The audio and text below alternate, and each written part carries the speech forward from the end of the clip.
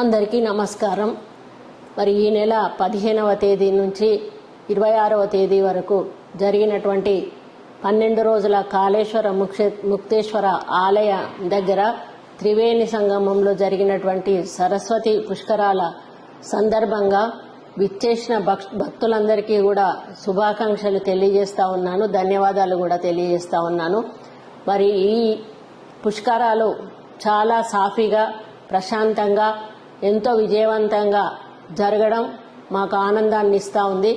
మరి ముఖ్యమంత్రి రేవంత్ రెడ్డి గారు దీనికి సరిపోయే వసతులకు కావలసిన నిధులను మంజూరు చేయడం వలన మేము అన్ని సౌకర్యాలు కూడా భక్తులకు కల్పించగలిగినాము.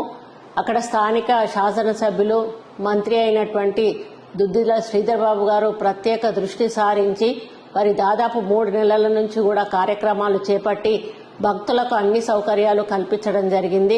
మరి వారైతే అక్కడే ఉండి ఈ 12 రోజులు కూడా వచ్చిన భక్తుల మరి విషయాల్లో ఎక్కడ ఇబ్బంది జరగకుండా వారు కూడా కేర్ఫుల్గా ఉండడం జరిగింది. అంతేకాకుండా మా ఎండోమెంట్ డిపార్ట్మెంట్ వాళ్ళందరూ కూడా ఈ 12 రోజులు అక్కడే ఉండి భక్తులను చూసుకోవడం జరిగింది.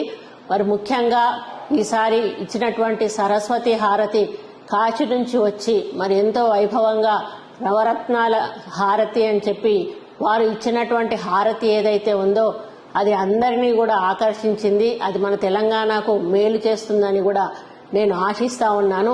మరి కేవలం దేవాదాయ శాఖనే కాకుండా అన్ని శాఖలు కూడా పంచాయతీరాజ్, R&B, మరి ఎలక్ట్రిసిటీ, RWS ఇలా అక్కడ అవసరమైన శాఖలన్నీ కూడా పనిచేసి వారి వారి బాధ్యతను మరి గుర్తెరిగి ఈరోజు అక్కడ అందరికీ సౌకర్యం కల్పించడం నిజంగా వాళ్ళని కూడా ఈ సందర్భంగా నేను అభినందిస్తా ఉన్నాను.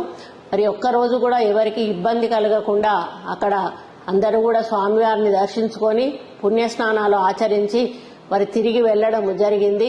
మరి అక్కడ పెద్దవాళ్లకు కూడా ముసలి వాళ్లకు కానీ పిల్లతల్లులకు కానీ ఇబ్బంది కాకుండా చూసుకున్న విషయాన్ని కూడా నేను ఈ సందర్భంగా గుర్తు చేస్తా ఉన్నాను.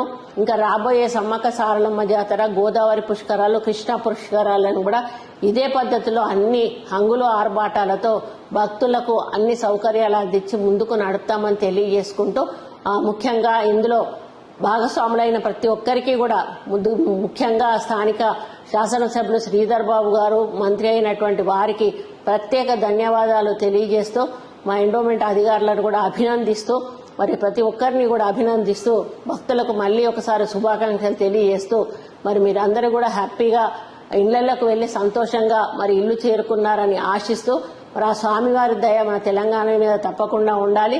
రాబోయే రోజుల్లో మన తెలంగాణ ఇంకా అభివృద్ధి చెందాలి అని కోరుకుంటూ సెలవు తీసుకుంటా ఉన్నాను. నమస్కారం.